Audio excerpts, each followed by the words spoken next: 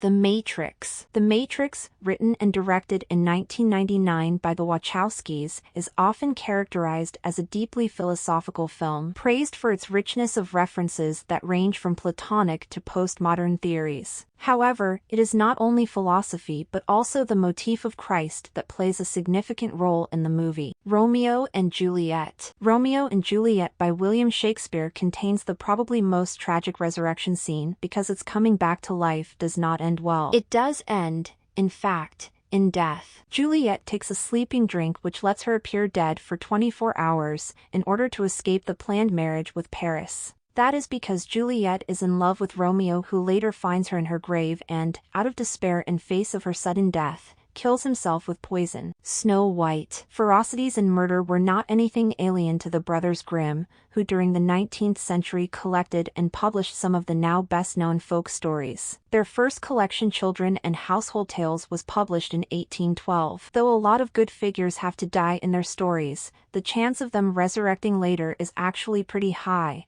As in the classical fairy tale, usually everything turns out well. Vertigo. Often claimed to be not only the best film of director Alfred Hitchcock but also the best film ever made, Vertigo from 1958 definitely is a classic of psychological suspense. Hamlet. His tragedy Hamlet, one of the most powerful and influential tragedies of world literature, begins with 2 sentries encountering a ghost that looks like the old king, Hamlet's dead father. Later, Hamlet is even able to talk to the ghost, who is indeed his dead father, and who tells him that he was poisoned by his brother, Claudius, who was driven by lust for the crown and for Hamlet's mother, Gertrude. Then, the ghost disappears, letting Hamlet swear to revenge his murder. Misery. Stephen King's psychological horror novel Misery from 1987 does not only tell the story of the writer Paul Sheldon, who is imprisoned by his crazy fan Annie Wilkes and who is violently forced by her to write a new book modifying the old story of his romance novels about the Victorian-era character of Misery Chastain. Gandalf. One cannot truly die if one has not yet completed his mission in life. Death has to send one back. At least, this is the case in Tolkien's Lord of the Rings. Gandalf, one of the most important figures of the novel,